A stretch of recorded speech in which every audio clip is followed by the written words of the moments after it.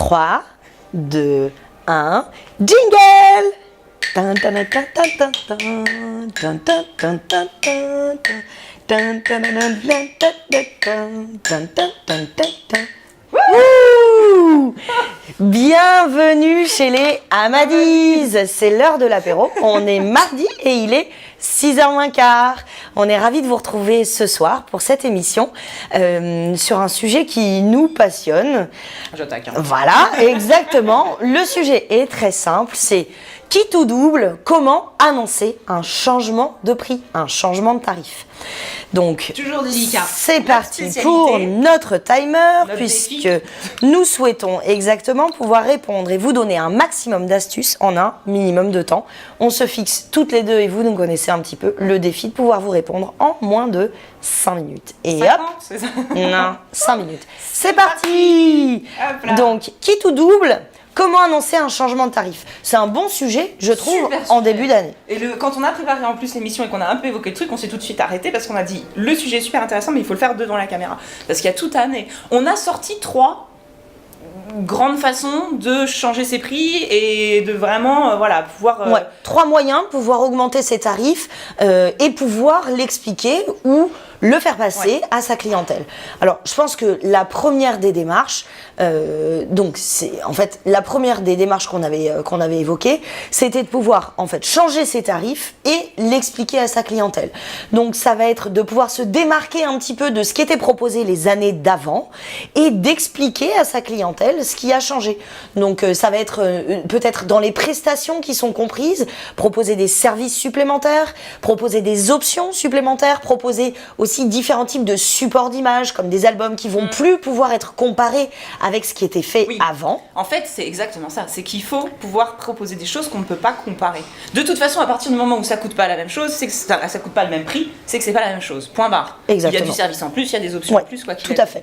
Et je pense que c'est hyper difficile de toute façon de pouvoir augmenter ses tarifs sans l'expliquer à ta clientèle si tu fais pas quelque chose de différent. Au-delà d'une petite inflation pour dire c'est une année, on passe à l'année, on augmente les prix sur des mini-inflations, mais si on commence à avoir vraiment une différence de tarif, il faut pouvoir le justifier. Exactement. Et le justifier, ça passe bien sûr par l'éducation de sa clientèle actuelle, mais aussi mettre en place des stratégies pour aller chercher la clientèle qui correspond à ce qu'on souhaite développer. Et on peut l'expliquer par des formations qu'on a pu faire, du matériel dans lequel on a investi, un local qu'on a pu prendre pour accueillir les clients, tout ce genre Exactement, de choses. Et peut-être des partenaires aussi qui soient plus qualitatifs et qui proposent des supports d'images qui vont être plus qualitatifs, des options supplémentaires aussi qui vont être complètement différentes. Marie, ça va être super dur de faire 5 minutes sur ce sujet, parce qu'à chaque fois qu'on rajoute une phrase, j'ai une autre phrase qui vient. Parce que la question c'est, est-ce que les anciens clients, on leur applique les anciens tarifs ou les nouveaux tarifs? Les nouveaux tarifs, on est d'accord?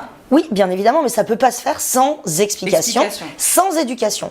Une autre idée qu'on a sortie ensemble, c'était de créer carrément une autre marque. Oui. Quand on est dans un contexte qui tout double, donc d'essayer d'aller chercher une clientèle qui soit beaucoup plus qualifiée que notre clientèle actuelle, et notre conseil, ce serait créez-vous une deuxième marque d'entreprise qui soit complètement différente. Ça ne veut pas dire arrêtez les activités que vous avez avec votre première, c'est ce qui va vous permettre de nourrir financièrement votre investissement dans un nouveau logo, nouveau site internet, des nouvelles plaquettes, des nouveaux supports d'image justement à présenter à vos clients.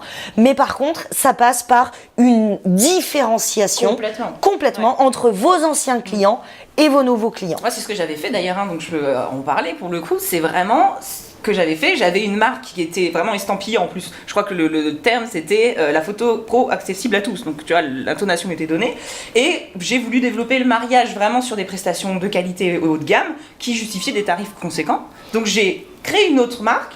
La première marque me permettait de continuer à vivre et de nourrir et payer les factures, on va dire. Et l'autre était presque un coup de poker en se disant de toute façon, j'ai pas rien à perdre, mais j'ai toujours ma première marque qui fonctionne et ça marche bien. Et au final, après, les choses se sont inversées et la première a disparu au profit de la deuxième. Exactement. Moi, je suis complètement apprenée à cette façon de faire parce que je l'ai vécu et que ça s'est bien passé. Je pense que la troisième méthode, quand même, qui est importante, c'est de se fixer une ligne d'arrivée et de faire les choses progressivement. Ça peut être, pourquoi pas, de réinviter ses 50 meilleurs clients, de leur proposer de vivre la nouvelle expérience avec les nouveaux tarifs, en insistant sur l'aspect de l'investissement aussi, qui peut être facilité en pourquoi pas plusieurs règlements sans frais, et qui donc permet de passer la marche. Mais n'oubliez pas que tous les ans, comme nous tous, vous vivez aussi des augmentations d'électricité, le beurre a augmenté carrément sur l'année 2017 par exemple, ce qui a eu aussi forcément des conséquences sur l'intégralité des produits issus. Alors question, je me fais un peu l'avocat du diable, mais je représente aussi certainement ceux qui se posent aussi la question.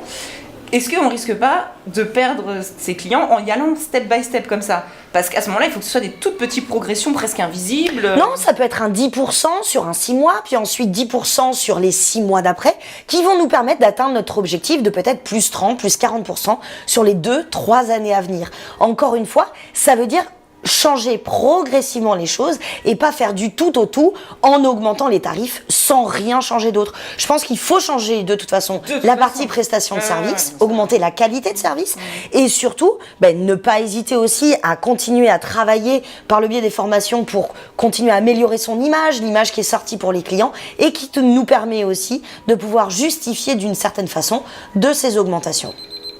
Si c'est pas le même prix, c'est que c'est pas la même chose. Ah c'est le là mot de la là. fin. On y arrive, hein. Même s'il y a encore 1 million de choses à dire là-dessus, parce qu'on aurait pu tenir au moins 10 ans. Honnêtement, on peut rester vraiment très longtemps parce qu'il y a énormément d'idées, d'outils, d'astuces. Mais encore une fois, notre objectif, c'est de vous transmettre un maximum d'astuces en 5 minutes de temps, ce qui pour toi comme pour moi est très compliqué. On vous souhaite en tout cas une excellente soirée et on vous donne rendez-vous dès la semaine prochaine, mardi à 6h moins quart pour l'heure de l'apéro. Et puis santé à vous. Santé. Santé à toi, Madi. Il est vraiment bon celui-là. Ah ouais. On le garde. Hein. Condrieu, Gangloff, attends, un des meilleurs quoi. Vraiment, mon préféré. Bon, un coup, tiens.